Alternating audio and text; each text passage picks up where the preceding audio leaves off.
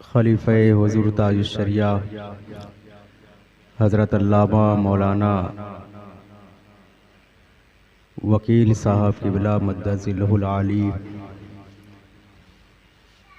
और उन्हीं के बगल में हज़रत अल्लामा मौलाना उमर साहब क़िबला मद्दज़िल्लहुल आली तशरीफ़ रखते हैं। मुअज़्ज़ज़ सामिन इकराम, पर्दा नशीं ख़वातीन इस्लाम, अस्सलामु अलैकुम व रहमतुल्लाहि ताला व बरकातुहू।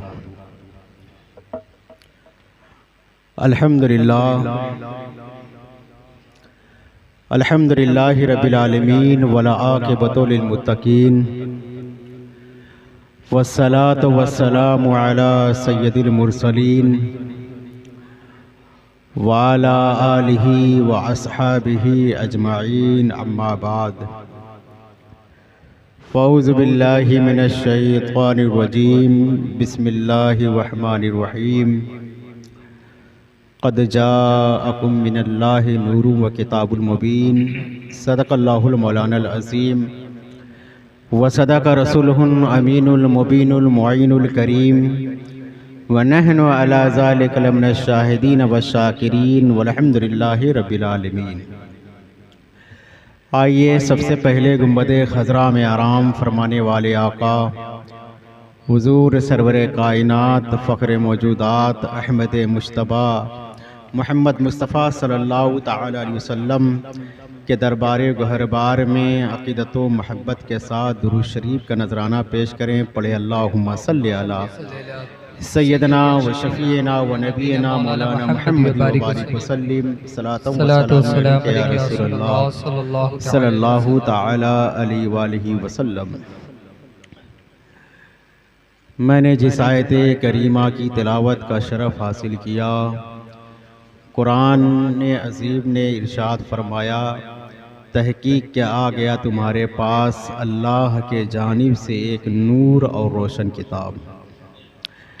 इस आयत करीमा में नूर से मुराद सरकारे दो आलम सल्लल्लाहु ताला अलैहि वसल्लम की ज़ाते गिरामी है और किताब से मुराद कुरान अज़ीम है। सारे मुफस्सिरीन का इस बात पर इजमा और इत्तिफाक है और इसमें इनकार की कोई गुंजाइश नहीं। नबी अकरम सल्लल्लाहु ताला अलैहि वसल्लम को परवरदिगार आलम ने नूर से खिताब फरमाया। अल्लाह के नबी सैयद आलम सल्लल्लाहु ताला अलैहि वसल्लम नूरे हिदायत तो हैं, लेकिन सरकार अपनी ज़ात में भी नूर हैं। और नबी अकरम सल्लल्लाहु ताला अलैहि वसल्लम जब इस खाकदाने गीती पर जलवा अफरोज़ हुए, नबी अकरम सल्लल्लाहु ताला अलैहि वसल्लम की विलादत बासआदत होती है और ऐसे ऐसे हसीन मंज़र देखे गए। हज़रत सफ़िया बिन्त अब्दुल मुत्तलिब फरमाती हैं कि नबी अकरम की जब विलादत बासआदत हुई तो मैंने 10 ऐसी अलामतों और निशानियों को मैंने देखा कि किसी भी बच्चे के पैदाइश के वक्त उन अलामतों और निशानियों को मैंने नहीं देखा।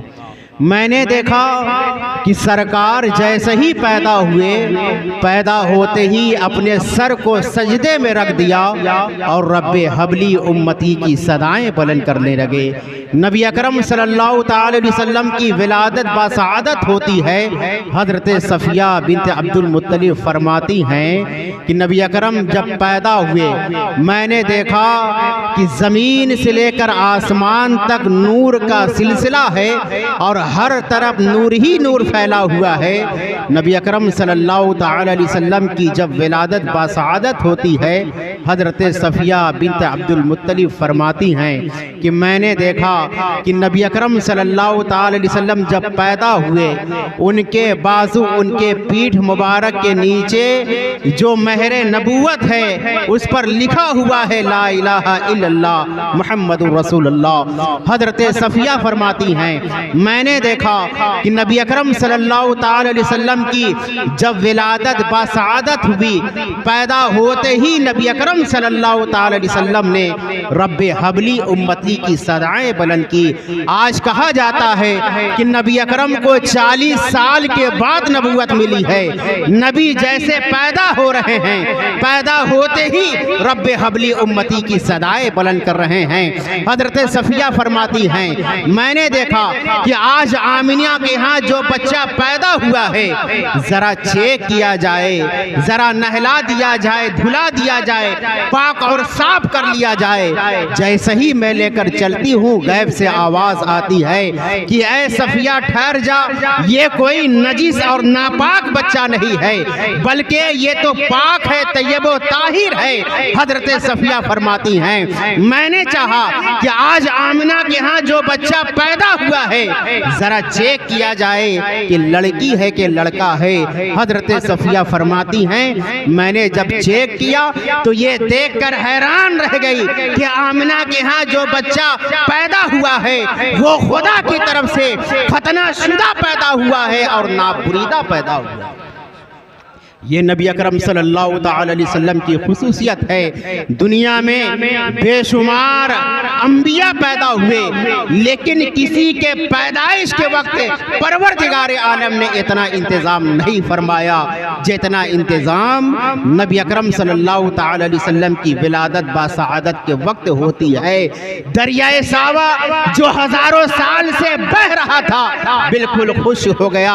आतिश कदे फारिस जो हजारों साल से जल रहा था, बिल्कुल बुझ जाता है। किसरा बादशाह ईरान के महल में शगाब पड़ जाता है, उसके महल के 14 कंगूरे गिर गए। बादशाह बहुत घबराया, उसने कहा कि मैंने अपनी जिंदगी में इतनी मेहनत से इस महल को बनवाया है और ये कोई मामूली बात नहीं है कि इस महल को तोड़ा जाए तो टूट जाए, बड़ी मजबूत और बहुत मुस्तहकम है। लेकिन आखिर क्या बात है कि मेरे महल के 14 कंगूरे गिर गए। उसने अपने जमाने के काहिनों को बुलाया, पुरानी किताबों का इल्म रखने वालों को बुलाया, नजूमियों को बुलाया।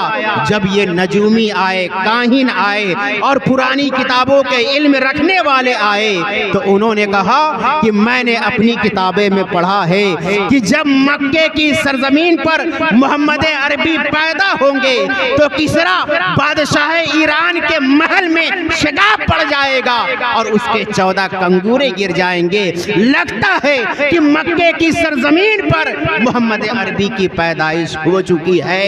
वो बादशाह और घबराने लगा, आखिर क्या बात है? 12 कंगूरे नहीं गिरे, 13 नहीं गिरे, 15 और 16 नहीं गिरे, आखिर 14 ही कंगूरे क्यों गिरे?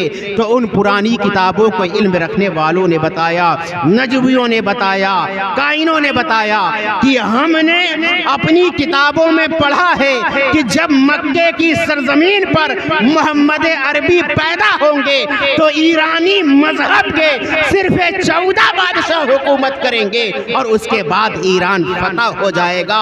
अब तारीख उठाकर देखो, हजरत उमर इब्ने खत्ताब के खिलाफत का आखिरी दौर है। 14 हुक्मरान अपनी खिलाफत से फारिग होते हैं और ईरान फतह होता है और पूरी दुनिया में इस्लाम का परचम बुलंद हो जाता है। बेशक, सुभान अल्लाह, सुभान अल्लाह। ये नबी अकरम सल्लल्लाहु ताला अलैहि वसल्लम की विलादत बासआदत है।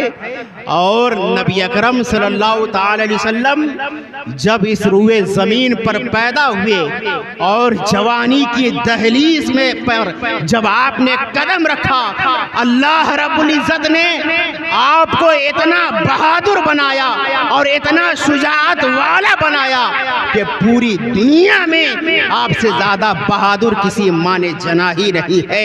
हज़रत अनस इब्ने मालिक रज़ी अल्लाह ताला अन्हु फरमाते हैं, मैंने नबी अकरम सल्लल्लाहु ताला अलैहि वसल्लम से ज़्यादा खूबसूरत, नबी अकरम से ज़्यादा हसीन, नबी अकरम से ज़्यादा बहादुर, नबी अकरम से ज़्यादा शुजाअत वाला मैंने अपनी आँख से कभी नहीं देखा है। हजरत अब्दुल्ला इब्ने उमर फरमाते हैं कि मैंने पूरे मक्का में नबी अकरम सल्लल्लाहु अलैहि वसल्लम से ज़्यादा बहादुर मैंने किसी को नहीं देखा। हजरत अनस इब्ने मालिक फरमाते हैं कि हम लोग जब सहाबा इकराम बैठे होते, नबी अकरम सल्लल्लाहु अलैहि वसल्लम की बारे में हम बातें करते, हजरत अनस इब्ने मालिक से रिवायत है, वो फरमाते हैं कि परवरदिगारे आलम ने नबी अकरम सल्लल्लाहु अलैहि वसल्लम को इतना ताकत दिया, इतना बहादुर बनाया कि जन्नती जवानों के 100 मर्दों के बराबर उनको ताकत अता फरमाई गई। और एक जन्नती मर्द की ताकत दुनिया में 100 से ज़्यादा पहलवानों से ज़्यादा ताकत होती है। नबी अकरम सल्लल्लाहु अलैहि वसल्लम 4000 जवानों से ज़्यादा तनहा आप बहादुर थे और ताकतवर थे। परवरदिगारे आलम ने आपको ये खुसूसियत अता फरमाई है। आपने जब इस्लाम की तबलीग लोगों के सामने पेश की, मक्का मुकर्रमा मदीना मुनव्वरा मक्का में जब आपने इस्लाम की तबलीग पेश की तो एक बहुत बड़ा बहादुर था, एक बहुत बड़ा पहलवान था, बहुत बड़ा अपने ज़माने का बहादुर था। ऐसा बहादुर था कि एक 100 पहलवान अगर उसको हिलाना चाहते तो वो शख्स हिलने के काबिल नहीं होता था। अगर कोई उससे मुकाबला करता तो हर जगह वो मुकाबले में जीत हासिल करता था। नबी अकरम सल्लल्लाहु अलैहि वसल्लम ने जब उसको इस्लाम की दावत दी और कहा कि परवरदिगारे आलम को एक जान और अल्लाह को एक मान, सिर्फ वही इबादत के लायक है और मैं अल्लाह का भेजा हुआ नबी और रसूल हूँ। उसने कहा अगर आपके पास कोई मोजज़ा है तो आप पेश करें। नबी अकरम सल्लल्लाहु अलैहि वसल्लम ने इरशाद फरमाया सबसे बड़ा मोजज़ा ये है कि तेरे सामने दुनिया के बड़े बड़े पहलवान आते हैं और कुश्ती लड़ते हैं, वो हार जाते हैं। अगर तू बहुत बड़ा पहलवान मक्का का है तो मुझसे मुकाबला कर ले, यही मेरा मोजज़ा है। नबी अकरम सल्लल्लाहु अलैहि वसल्लम ने से उसने कुश्ती थी की, उसका नाम था असवद इब्ने जमही। बहुत बड़ा बहादुर था, उसने वो ऐसा बहादुर था कि मक्का के बड़े बड़े पहलवान जब एक चमड़े को बिछा देते और असवद बिन जमही उस पर खड़ा हो जाता और पूरी ताकत के साथ तमाम पहलवान मिलकर उस चमड़े को खींचते थे तो चमड़ियां टूट टूट कर हाथ में आ जाती, लेकिन उसके पाँव में जुम्बिश नहीं होती थी। इतना बड़ा बहादुर था। नबी अकरम ने जब इस्लाम की दावत दी, उसने कहा कोई मोजज़ा पेश करो। कहा मुझसे कुश्ती लड़ लो और अगर मैं जीत जाऊं तो इस्लाम कबूल कर लेना।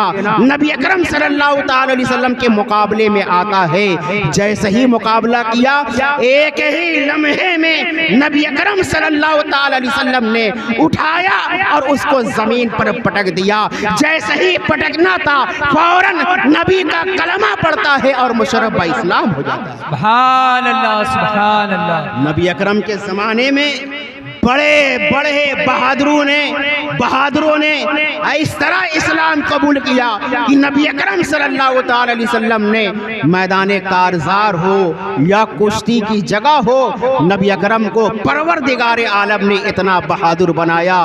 एक शख्स था जिसका नाम था रुकाना, बहुत बड़ा पहलवान था। ऐसा पहलवान था मक्का का कि जहाँ जाता जीत हासिल करता।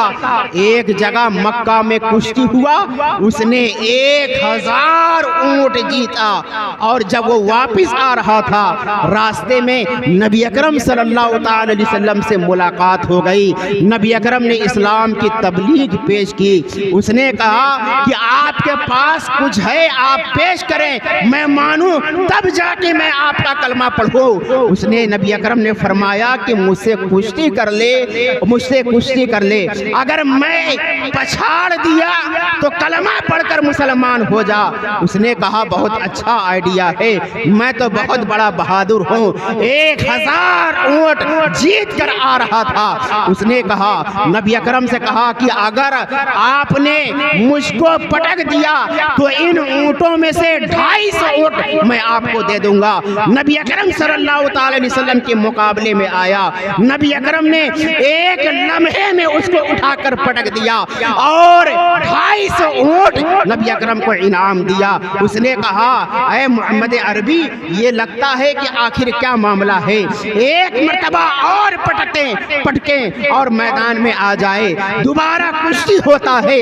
नबी अकरम ने फिर पटका, 250 ऊंट जीत जाते हैं, 500 हो जाते हैं। वो बिल्कुल अचंभों में पड़ जाता है, आखिर क्या मामला है कि मक्का के बड़े बड़े पहलवान मेरे मुकाबले में आते हैं और मैं एक लम्हे में उसको धूल चटा देता हूँ। कहता है फिर मुझसे कुश्ती लड़े। फिर नबी अकरम कुश्ती लड़ते हैं और नबी अकरम ने उठाकर पटका, 250 ऊंट फिर जीत जाते हैं। फिर उसने कहा, फिर आप मुझसे कुश्ती लड़े। ऐसे ही कुश्ती होता रहा। हजारों ऊंट नबी अकरम सल्लल्लाहु अलैहि वसल्लम ने जीत लिया और जीत हासिल कर ली। उसने कहा, आज से सबसे ज्यादा हसीन और जमील पूरे मक्का में कोई है तो वो आपकी जात है। फौरन नबी का कलमा पढ़ता है और मुशर्रफ इस्लाम हो जाता है। जब इस्लाम का कलमा पढ़ लिया, नबी अकरम सल्लल्लाहु अलैहि वसल्लम ऐसे बहादुर और ऐसे सही थे कि 1000 ऊंट जो जीता था वो उसके हवाले कर देते हैं और वो नबी अकरम का दीवाना बन जाता है। परवरदिगार आलम ने अपने नबी को इस दुनिया में बेशुमार ताकत बनाकर इस दुनिया में भेजा है।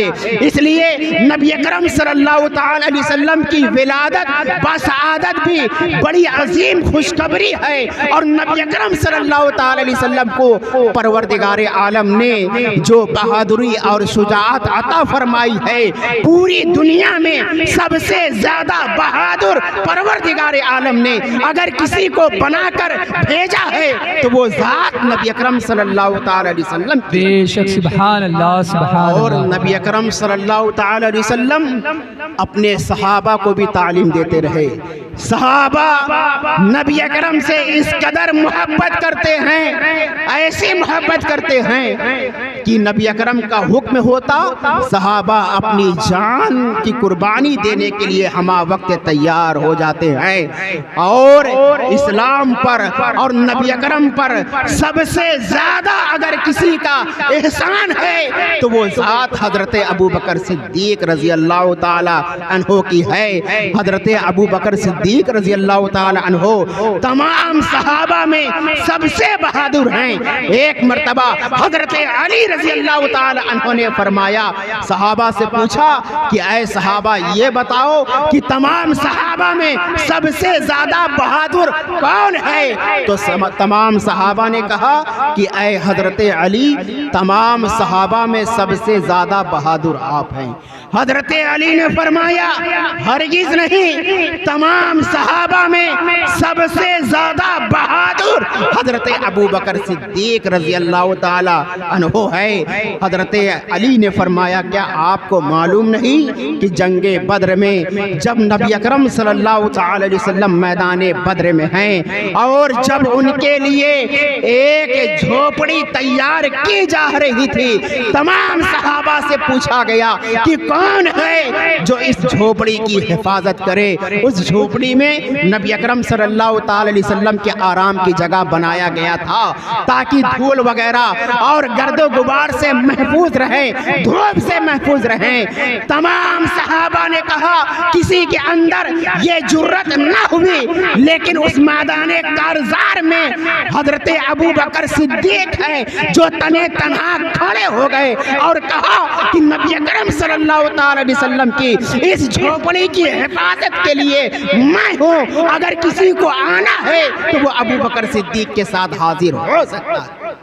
अल्लाह रब्बुल इज़्ज़त ने हज़रत अबू बकर सिद्दीक़ को तमाम सहाबा में सबसे बहादुर पैदा फरमाया और हज़रत अली रज़ी अल्लाह ताला अन्हो भी बहुत बहादुर थे। और हज़रत अली ऐसे इल्म वाले थे कि हज़रत अली से दुनिया में जो सवाल हुआ हज़रत अली ने एक लम्हे में उसको हल कर दिया, चाहे दीनी सवाल हो चाहे दुनियावी सवाल हो। हज़रत अली से जब कोई मसला पूछा जाता हज़रत अली एक लम्हे में उस मसले को हल कर दिया करते थे। और हज़रत आयशा सिद्दीक़ा रज़ी अल्लाह ताला अन्हा फरमाती हैं कि पूरे मदीना में हज़रत अली से ज़्यादा नबी के सुन्नतों के जानने वाला कोई नहीं। हज़रत सय्यद इब्न मुसय्यब फरमाते हैं कि मैंने जब अली से कोई मसला पूछा हज़रत अली ने बिल्कुल सही मसला बताया और बिल्कुल परफेक्ट मसला बताया।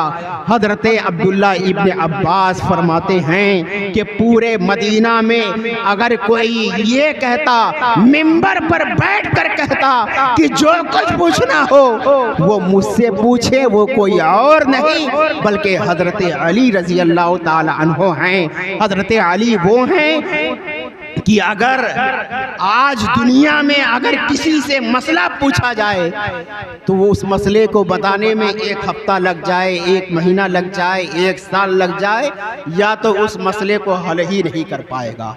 हज़रत अली से ऐसे वक्त में मसला पूछा गया जब हज़रत अली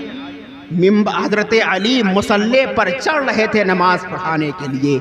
एक शख्स ने सोचा कि आज मैं अली से ऐसा मसला पूछूंगा कि हो सकता है कि अली ना बता पाएं, और अगर बताएंगे तो बहुत ताख़ीर हो जाएगी। और पूरे मदीना में ये मशहूर है कि हज़रत अली से जब मसला पूछा गया हज़रत अली ने कभी ये नहीं कहा कि बाद में आना, कल आना, परसों आना, मैं नहीं बता पाऊंगा, बल्कि हज़रत अली ने बिल्कुल फ़ौरन मसला बताया और उस मसले को हल किया।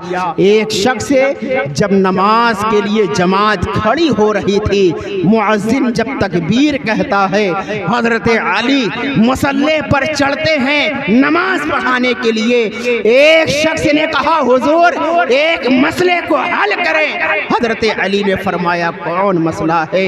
उसने कहा कि कौन सा जानवर अंडा देता है और कौन सा जानवर बच्चा देता है।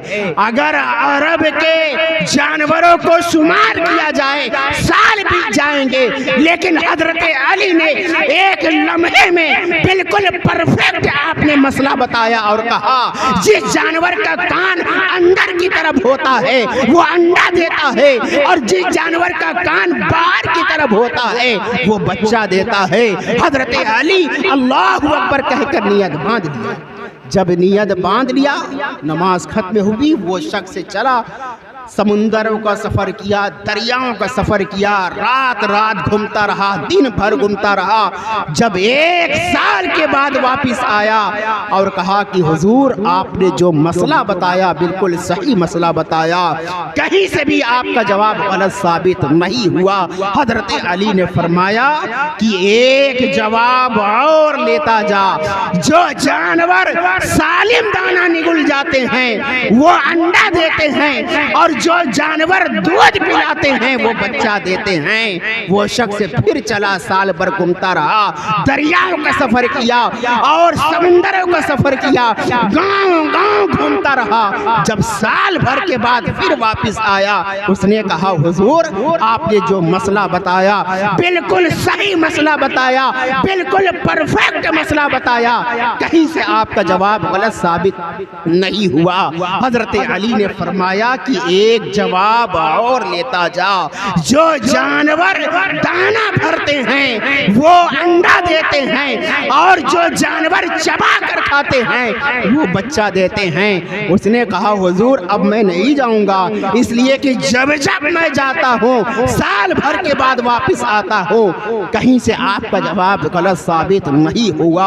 हज़रत अली ने फरमाया कि अगर साल भर तक यही मसला पूछता रहा तो हर साल मैं तुझको एक नई पहचान दूंगा। ये बाबुल इल्म की पहचान। हजरत अली रजी अल्लाह ताला अन्हु ऐसे सहाबी थे कि अल्लाह और उनसे जो भी मसला पूछा गया हजरत अली ने फ़ौरन उस मसले को हल फरमा दिया। हजरत अली के पास एक शख्स आया मसला लेकर। जब लेकर आया ऐसा मसला कि पूरे अरब में बड़े बड़े दानिश्वर उस मसले को हल ना कर पाए, बड़े बड़े इंशा बर्दाश्त उस मसले को ना हल कर पाए, बड़े बड़े कादरुल कलाम शायर जो अपने कलाम को तख्तियों पर लिखकर खाने काबा के कुंडी पर लटकाते थे, वो भी उस मसले को हल ना कर पाए, उनके शागिर्दों ने हल ना कर पाए। लेकिन हजरत अली के पास जब ये मसला आया हजरत अली ने फ़ौरन उस मसले को हल फरमा दिया।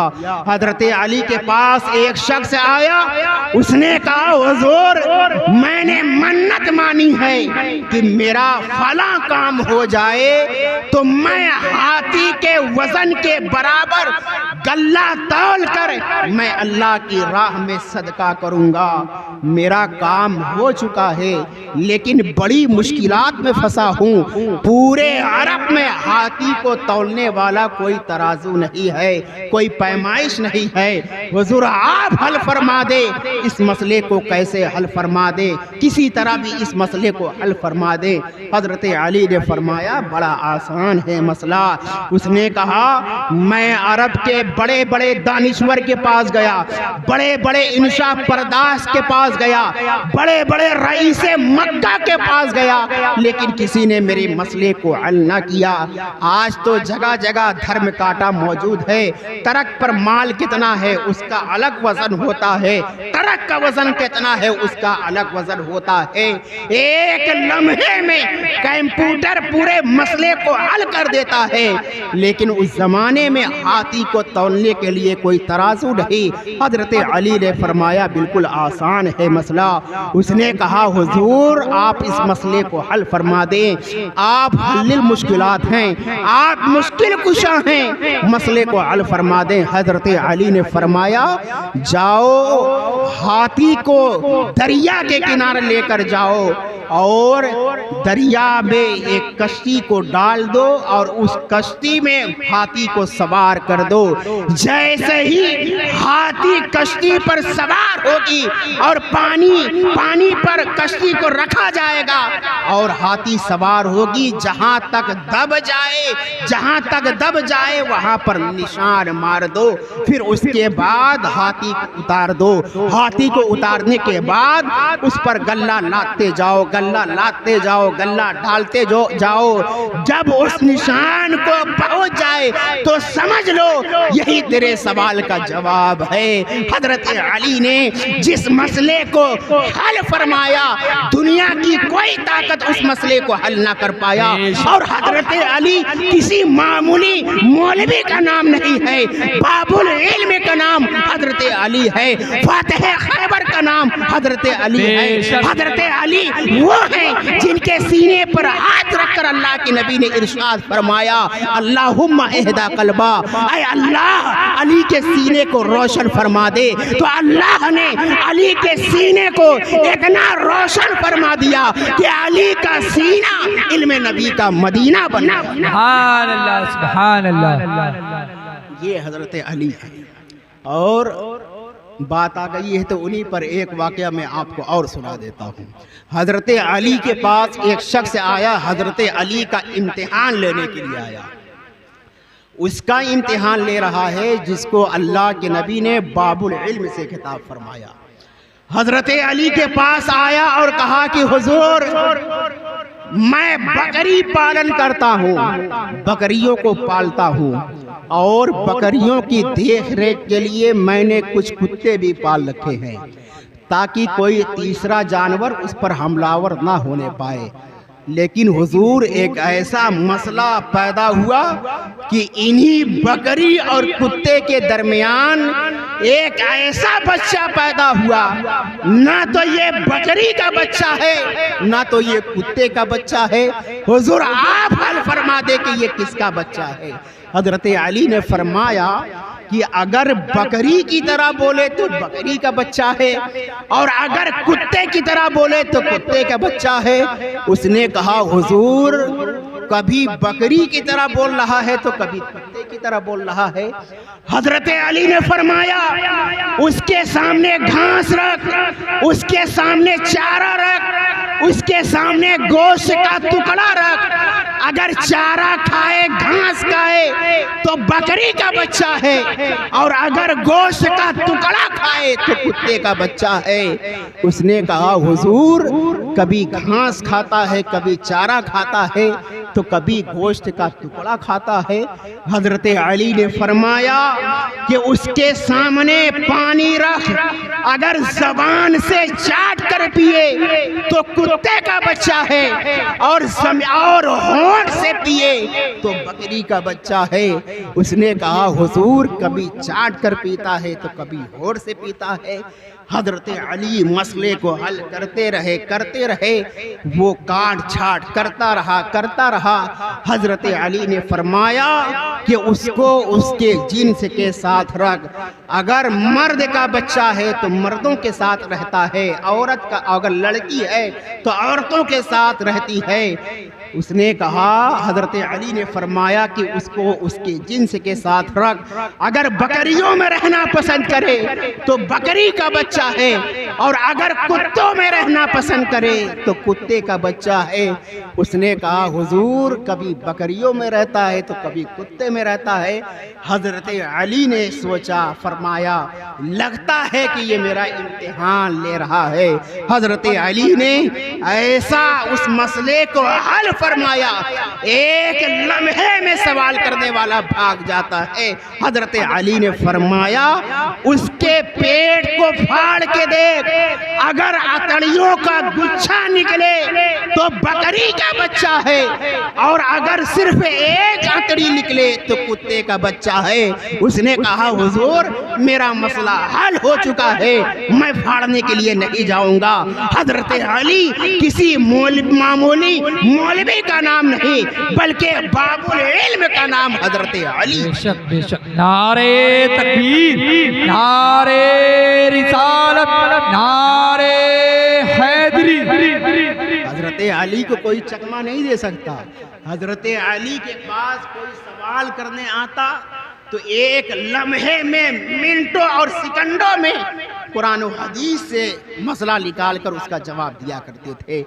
एक यहूदी हजरत अली के पास आया और कहा कि अय अली तुम लोगों का दावा है कि कुरान अजीम में हर चीज का बयान मौजूद है। हजरत अली ने फरमाया बेशक कुरान अजीम में हर चीज का बयान मौजूद है और ये मैं नहीं कहता, मेरा परवरदिगार आलम फरमाता है मा फर्रतना फिल किताब मिन शैइन, हमने कुरान में किसी चीज को छोड़ा नहीं, वला रतबी वला याबिसिन इल्ला फी किताबुल मुबीन, हर खुश्को तर को हमने कुरान में जिक्र फरमा दिया।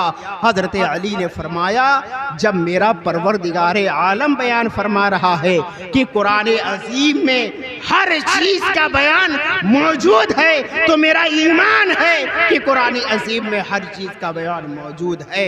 उसने कहा कि अय अली क्या कुरान अजीम में मेरी मुख्तसर दाढ़ी और आपके घनी बड़ी बड़ी दाढ़ी का जिक्र भी कुरान में मौजूद है? हजरत अली की ज़हानत सुनो। हजरत अली ने फरमाया बेशक कुरान अजीम में तेरी मुख्तसर दाढ़ी और मेरी घनी दाढ़ी का जिक्र भी कुरान में मौजूद है।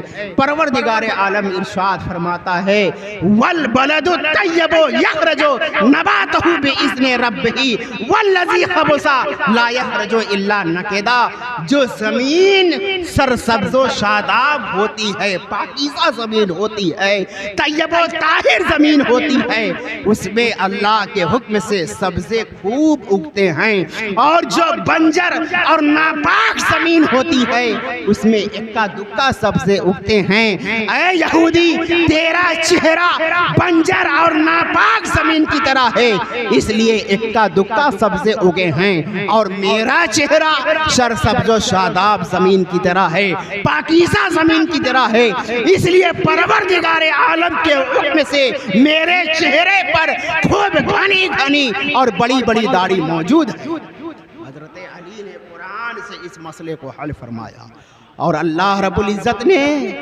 तमाम सहाबा से जन्नत का वादा फरमा लिया है। दुनिया में जितने सहाबा पैदा हुए सारे के सारे सहाबी जन्नती हैं, और परवरदिगार आलम ने इसी दुनिया ही में उनसे जन्नत का वादा फरमा लिया है। चाहे वो सहाबी नबी अकरम के चेहरे की ज़ियारत 1 मिनट की हो या सेकंडों की हो या 1 साल 2 साल ईमान की हालत में की हो, वो सहाबी है और सहाबी के दर्जे में आ जाता है, सहाबियत के दर्जे में आ जाता है।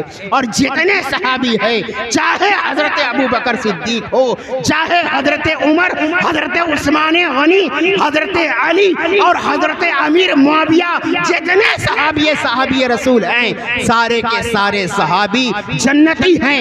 कुरान में परवरदिगार आलम ने इरशाद फरमा दिया, वकुल्ना वअदल्लाहु हुस्ना, अल्लाह ने इन तमाम सहाबा से जन्नत का वादा फरमा लिया। सुभान अल्लाह, सुभान आलम।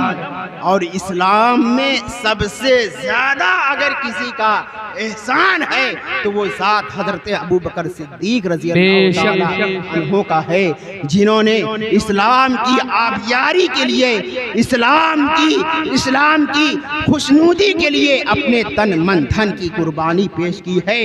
हज़रत अबू बकर सिद्दीक की ज़ात वो ज़ात है कि बहुत सारे गुलाम जो मक्का मुकर्रमा के काफिर और यहूदियों के साथ थे, हज़रत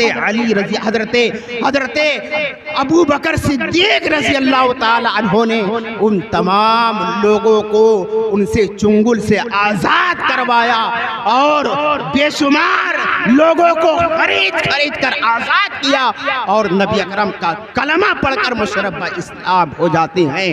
तारीख उठाकर देखो, हज़रत बिलाल हबशी रज़ी अल्लाह ताला अन्हु, उनके साथ ऐसा मामला होता कि तपती रेत पर उनको लिटा दिया जाता, पत्थरों के बड़े बड़े गरम पत्थर उनके पीठ पर रख दी जाती, लेकिन उमैया उनके साथ ऐसा जुल्म करता।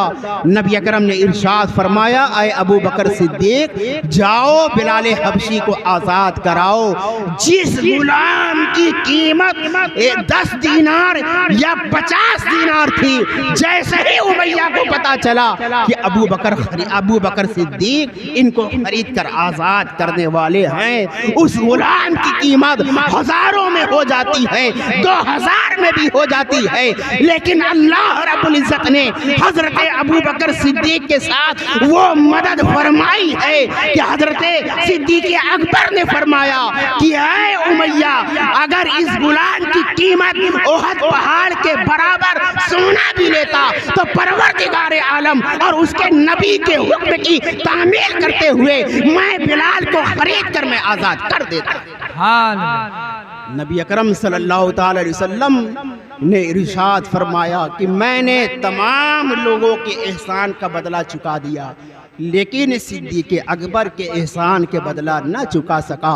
आज दुनिया में ऐसे ऐसे हरामखोर पैदा होते चले जा रहे हैं जो शेखैन के ईमान पर सवाल खड़ा कर रहे हैं, जो शेखैन नबी अकरम सल्लल्लाहु ताला अलैहि वसल्लम के बिल्कुल बाजू में लेटे हुए हैं और ऐसे सरजमीन पर हैं, नबी अकरम जहां आराम फरमा है वो सरजमीन अर्श आजम से भी आला हैं। बेशक। ऐ गुस्ताखो, ऐसे लोगों पर तुम सवालिया निशान खड़ा करते हो जो इस्लाम के लिए अपने तन मन धन की कुर्बानी पेश की है। और हजरत अबू बकर सिद्दीक और हजरत उमर इब्न खत्ताब ऐसे सहाबी हैं जो नबी अकरम के बिल्कुल करीब में लेटे हुए हैं। और परवरदिगार आलम कल बरोज़े क़यामत ये तीनों हजरात ऐसे ही दुनिया से उठाए जाएंगे।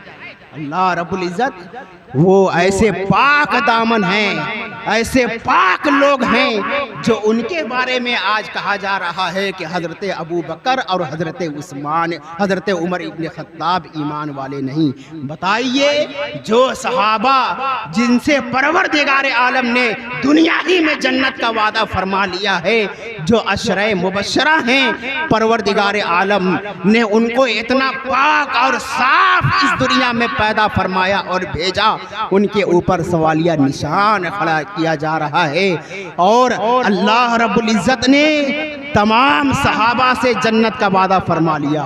नबी अकरम सल्लल्लाहु ताला अलैहि वसल्लम जब मक्का से मदीना शरीफ हिजरत करके आ रहे थे, रास्ते में एक मस्जिद की तामीर की गई जो इस्लाम की सबसे पहली मस्जिद है, जिसको मस्जिद कुबा कहा जाता है।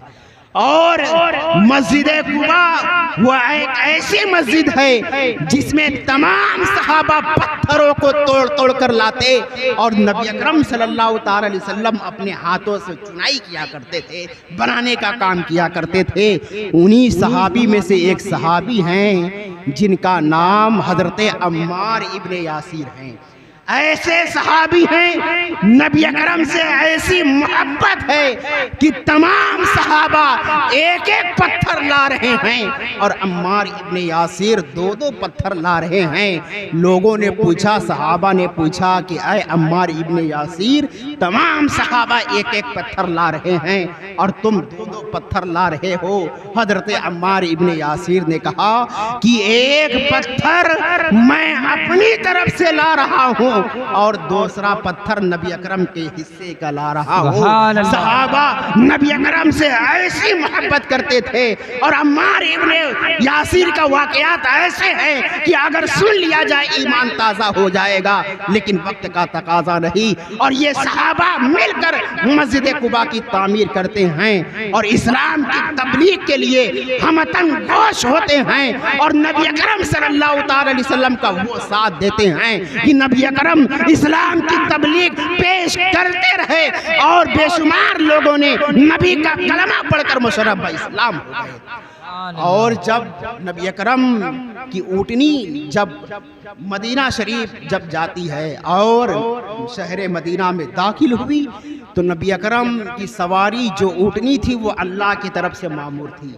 तमाम सहाबा वो लगाम को पकड़ रहे हैं, हमारे यहाँ नबी अकरम आ जाए, हमारे यहाँ आ जाएं। नबी अकरम ने कहा कि ये ऊँटनी अल्लाह के तरफ से मामूर है, जहाँ हुक्म होगा वही रुकेगी। और वो ऊँटनी खुशनसीब सहाबी रसूल हैं जिनका नाम हज़रत अबू अय्यूब अंसारी रज़ी अल्लाह ताला अन्हु के घर पर। हज़रत अबू अय्यूब अंसारी के घर पर जब ये ऊँटनी रुकी, हज़रत अबू अय्यूब अंसारी इतना खुश हुए, इतना खुश हुए, नबी अकरम का साजो सामान लेकर अपने घर में दाखिल हुए। और उस वक्त हज़रत अबू अय्यूब अंसारी का जो मकान था कच्चा था, लकड़ी का था, लेकिन वो 2 मंजिला घर था जिस पर हज़रत अबू अय्यूब अंसारी रहा करते थे।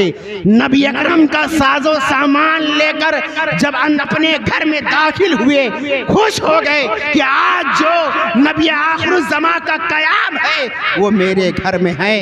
हज़रत अबू अय्यूब अंसारी ने कहा, या रसूल अल्लाह, मेरा 2 मंजिला घर है, आप ऊपर तशरीफ़ फरमा हो और मैं नीचे रहता हूँ। नबी अकरम ने फरमाया, बहुत सारे सहाबा लोग मिलने के लिए आएंगे और आपके पास बीवी और बच्चे हैं, अच्छा नहीं होगा, तुम ऊपर आ रहो और मैं नीचे रहता हूँ, लोगों को मुलाकात में आसानी पैदा होगी। हज़रत अबू अय्यूब अंसारी ने कहा, नहीं हुजूर सल्लल्लाहु अलैहि वसल्लम, आप ऊपर रहें और मैं नीचे रहता हूँ। लेकिन जब नबी अकरम का हुक्म हुआ। जब हुक्म हो जाता है तो वो अदब से भी बढ़कर हो जाता है। नबी अकरम का हुक्म हुआ, हजरत अबू अय्यूब अंसारी ऊपर रहते हैं, नीचे नबी अकरम तशरीफ फरमा है। मदीना और इर्द गिर्द से लोग आते रहे, मुलाकात करते रहे और जब रात का वक्त हुआ और हजरत अबू अय्यूब अंसारी नबी अकरम से ऐसी फूट कर मोहब्बत किया करते थे। रात का वक्त हुआ, ऊपर आराम फरमा है, बिल्कुल कड़ाके की सर्दी का वक्त है, एक ही लिहाफ है उड़ने वाला और हजरत अबू अय्यूब अंसारी के बीवी हैं, बच्चे हैं, तमाम लोग ओढ़कर सो जाते हैं। और जब रात का आखिरी हिस्सा होता है, हजरत अबू अय्यूब अंसारी रात के वक्त घड़े में पानी रख दिया कि अगर किसी को प्यास लगे तो वो उठकर पी सकता है। रात के सोने में किसी के पांव से घड़ा टकरा जाता है और वो घड़ा फूट गया। जैसे ही फूटा, हजरत अबू अय्यूब अंसारी ने सर्दी महसूस की, फौरन उनकी नींद खुल जाती है। उठकर खड़े हुए देखा कि घड़ा फूट चुका है, पानी फैल चुका है। वही जो एक लिहाफ था, बिल्कुल तन्हा लिहाफ, उसी को ओढ़कर बच्चे भी है सोए हुए हैं और बीवी भी सोई हुई है और खुद ओढ़कर सोए हुए थे। फौरन उठते हैं, पूरे लिहाफ से पानी को सुखाते हैं, कहीं ऐसा ना हो कि एक कतरा नबी अकरम सल्लल्लाहु अलैहि वसल्लम के रुखसार मुबारक पर टपक जाए और उनके नींद में खलल पैदा हो जाए। हजरत अबू अय्यूब अंसारी ने पूरे लिहाफ से पानी को सुखा दिया और रात भर उसी कड़ाके की ठंडी को गुजार दिया, लेकिन ज़बान पर एक लम्हा भी शिकायत का वक्त नहीं आया।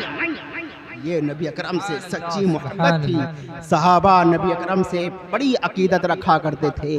परवरदिगार, बहुत वाक़यात हैं और परवरदिगार आलम हम तमाम लोगों को ऐसे ही दीन की खिदमत करते हुए नजर आए। दुनिया में क्या है, दुनिया में चंद दिन रहना है, चंद साल रहना है, फिर छोड़कर चला जाना है। दुनिया लोग मुट्ठी बांध कर आते हैं और मुट्ठी खोल कर चले जाते हैं। दुनिया में ऐसे ऐसे लोग आते हैं, बड़ी उनकी तड़तड़ी रहती है, बड़े पैसे वाले होते हैं, लेकिन दीन के काम के लिए 1% भी वो साथ नहीं देते हैं। और जब उनकी मौत आती है तो कोई पागल होकर मरता है, कोई ब्रेन हेमरेज का मरीज होकर मरता है, ऐसी मौत मरता है कि दुनिया ही में उसके लिए नसीहत हो जाती है। और जो दीन के लिए अपने तन मन धन और पैसे से दीन का काम करता है, परवरदिगार आलम उसके कारोबार में बेपनाह बरकतों का नुज़ूल होता है। अल्हम्दुलिल्लाह आज की तारीख की तकरीर करने के लिए हम लोग एक हफ्ते से बड़ी मेहनत कर रहे हैं, ना कोई मुताला ना कुछ। हम लोगों ने ज़मीन खरीदी, एक हम लोग की तंजीम चलती है रज़ा तालिब मिशन, लोहता, कोटवा, ककरमत्ता, बजटिया, ऐसे जगहों पर मिला जुला कर अभी तो बजटिया इस वक्त हुआ है, अभी लोहता कोटवा में ज़्यादा चल रहा है। पूरे उलमा की टीम है और हम लोग के ज़ेरे साया 80 से 85 बच्चे तालीम हासिल कर रहे हैं। कोई घोसी में पढ़ रहा है, कोई बरेली शरीफ, कोई लखनऊ में तालीम हासिल कर रहा है, कोई पोरबंदर में, कोई रत्नागिरी में, कोई नागपुर में, अलग अलग डिपार्ट में लोग तालीम हासिल कर रहे हैं। और एक साल के अंदर अल्हम्दुलिल्लाह तंजीम के हजरात और लोगों ने मिलकर 70 से 75 लाख की ज़मीन खरीदी और अभी 1 महीने के अंदर एक ज़मीन की रजिस्ट्री कराई और कल उस आदमी को 6 लाख रुपया देना है। उसी में हम लोग लगे हुए थे, हजरत यहाँ आना पड़ा, अगर रहते तो और भी कुछ इंतजाम हो जाता। और बड़ी मेहनत करते हैं वहाँ के उलमा इकराम और सारे के सारे उलमा मुत्तफिक रहते हैं। कोई मामलात होता है तो फौरन मुत्तफिक हो जाते हैं और वो काम आसानी के साथ हो जाता है। जब से हम लोगों ने तंजीम बनाई है, सबसे बड़ी अगर कोई मुश्किलात आए हैं, मुश्किल पैदा हुआ है, तो वो मुश्किल जो देवबंदियों का जलसा है, बड़ी मुश्किलों का सामना, सीरत कॉन्फ्रेंस और 2500 लाख का खर्चा, 5 लाख रुपए में सिर्फ ज़मीन को बनाया गया था, इतनी बड़ी ज़मीन। और कम से कम 200 से ज़ायद बकरे लाए थे। खाने वाले लोता के 100 देवबंदी और 2000 से ज़्यादा सुन्नी खाने वाले, मतलब उनको बहकाने के लिए।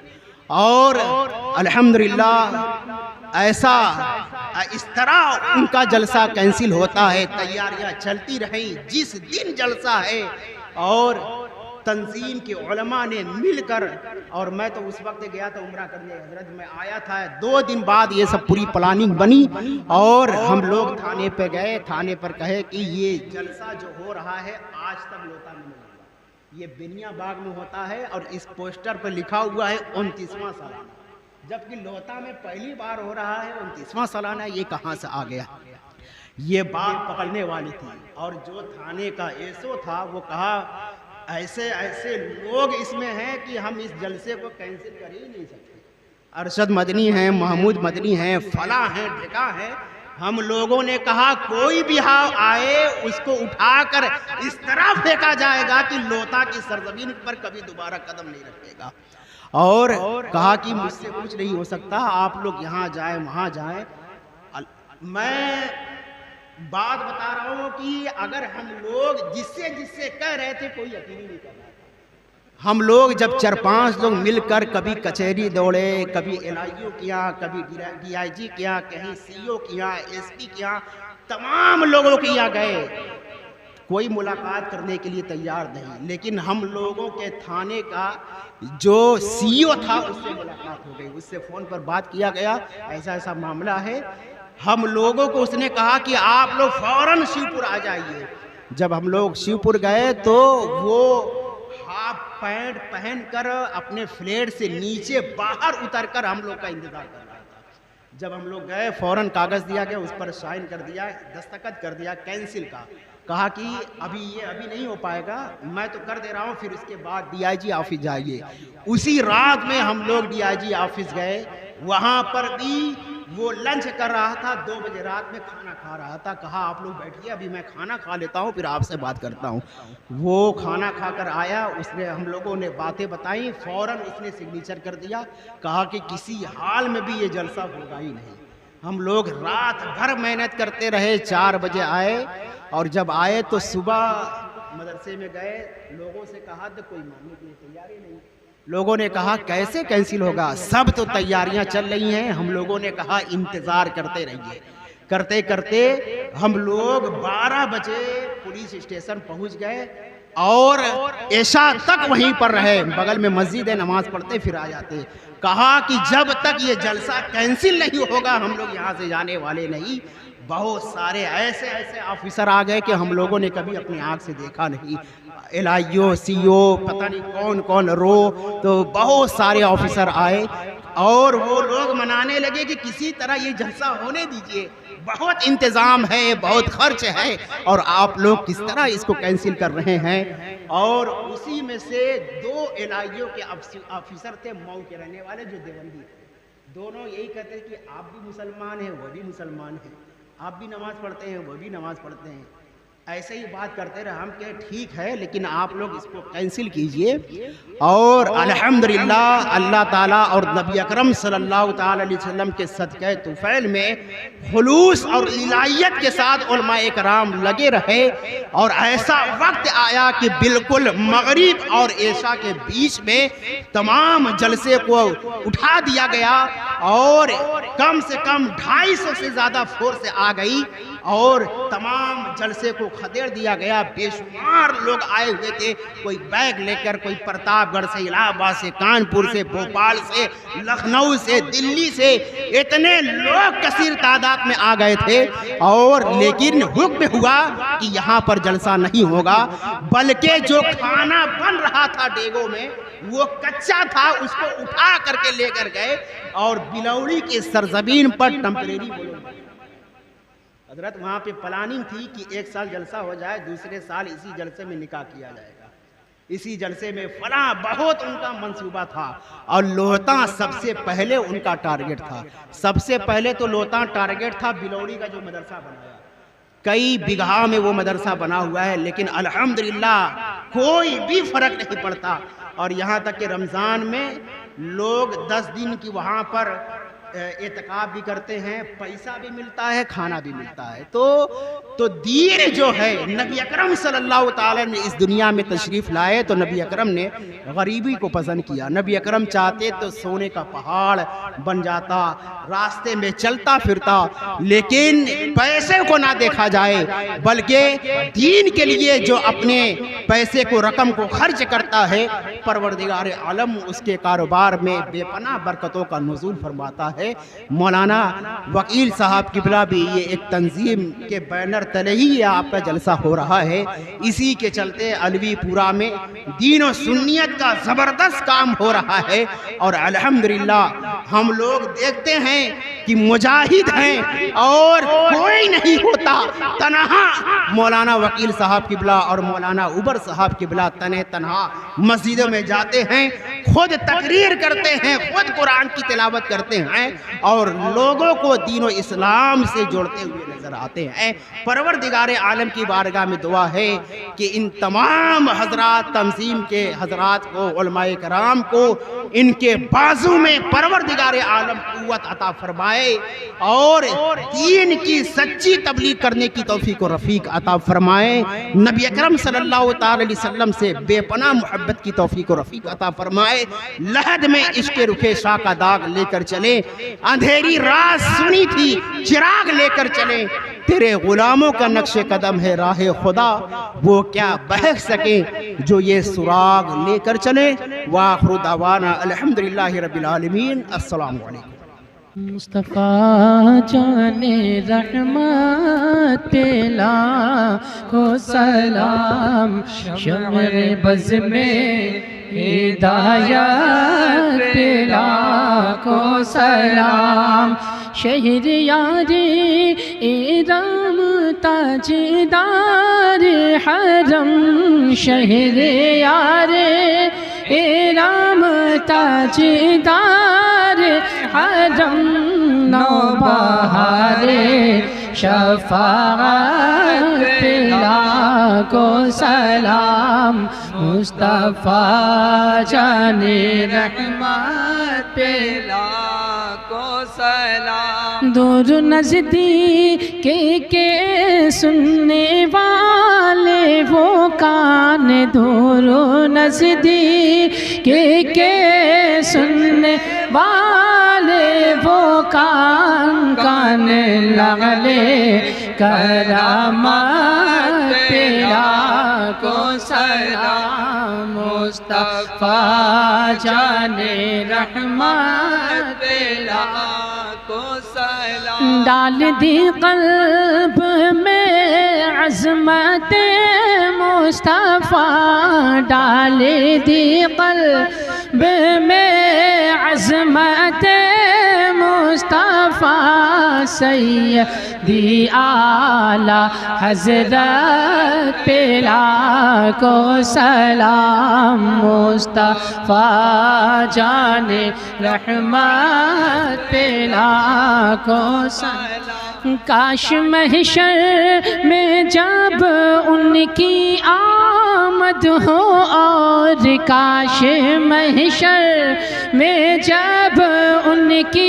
आमद हो, और भेजे सब उनकी शौकत पे लाखों सलाम, मुस्तफ़ा जाने रहमत पे लाखों सलाम। मुझसे खिदमत के कुदसी कहे हर सा, मुझसे खिदमत के कुदसी कहे हर सा, मुस्तफ़ा जाने रहमत पे लाखों सलाम, शम्र बज़ में हिदायत पे लाखों सलाम। या नबी सलाम अलैका, या रसूल सलाम अलैका,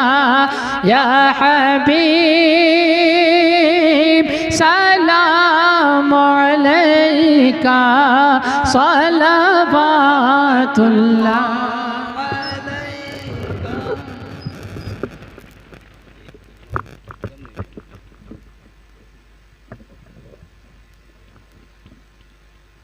अल्लाहुम्मा सल्ली अला सय्यिदिना मौलाना मुहम्मद मअदिन जुद वल करम व आलिहि व बारिक व सल्लिम सलातु व सलाम अलैका या रसूलुल्लाह सल्लल्लाहु अलैहि वसल्लम। परवरदिगार आलम, जो कुछ यहाँ प्रोग्राम हुआ परवरदिगार आलम, पढ़ने में जो या सुनने में जो भी गलतियाँ खामियाँ पर सबको माफ़ फरमाते हुए शर्फ कबूलियत से नवाज।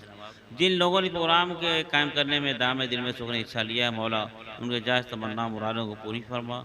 अल्लाह हम सब को हाराफात बलजार मसावलाम से महफूज फरमा। हम सब के घर वालों को भी और हम सब को भी सेहत कामिल आजिला अता फरमा। ए परवरदिगार आलम, इसे मिलाद पाक के सदक़े हम जो सारी कायनात को बनाया, इसे मिलाद पाक का सदका अता फरमा दे। अल्लाह हम सब का सीना इश्क़ रसूल का मरिंदा बना दे। अल्लाह हम सब के आने वाली नस्लों को हाफिज़ कुरान बना दे, आलिम बना, या अल्लाह दिन का खानी बना, या अल्लाह मुजाहिद बना। अल्लाह अपने महबूब पाक के सदक़े में हम सबकी दुआओं को कबूल फरमा। मिलाद पाक के सदक़े में परवरदिगार आला हम सबको गुनाहों से तौबा करने की तौफीक अता फरमा। अल्लाह हम सबको हम सबके घर वालों को पक्का सच्चा नमाजी बना। मिलाद पाक के सदक़े में परवरदिगार हम सबको अपने वालिदैन की खिदमत करने की तौफीक अता फरमा। या अल्लाह मिलाद पाक का सदका अता फरमा दे। अल्लाह हम सब का सीना इश्क़ रसूल का मरीना बना दे। मार्फत का खज़ीना अता फरमा। इल्म दीन हम सबको आने वाली नस्लों को नवाज दे मौला।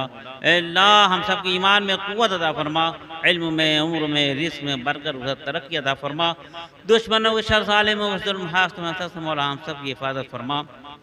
मौला अपने हबीब पाक के सदक़े में अल्लाह हम सब के की इबादत गाहों की हिफाजत फरमा। या अल्लाह हम सब के मदारिस से हिफाजत फरमा। या अल्लाह हम सब के कब्रस्तानों की हिफाजत फरमा। अल्लाह अपने महबूब पाक के सदक़े में मौला हम ने जो कुछ मांगा है उसे भी अता फरमा, और जो कुछ हम सबके दिलों में मौला उसे भी अपने कर्म से हम सबको अता फरमा। अल्लाह अपने हबीब पाक के सदक़े में परवरदिगार आलम हमें मांगने का सलीका नहीं, या अल्लाह अपने हबीब पाक के सदक़े में मांगने का सलीका अता फरमा दे। अल्लाह हम सबके दिलों में नेकी का जज्बा पैदा फरमा दे, बुराइयों से नफ़रत पैदा फरमा दे। मिलाद पाक के सदक़े में हम सब का माहौल मदनी माहौल में तब्दील फरमा दे। फसहिल या इलाही कुल्ला स्वाबिन बिहुर्मति सय्यिदिल अबरार सहल व सल्लल्लाहु तआला अला खैर खल्क़ि मुहम्मद व आलिहि व ज़ुर्रिय्यतिहि व अहलि बैतिहि व अस्हाबिहि अजमईन बिरहमतिका या अरहमर राहिमीन व ला इलाहा इल्लल्लाहु मुहम्मदुर रसूलुल्लाह।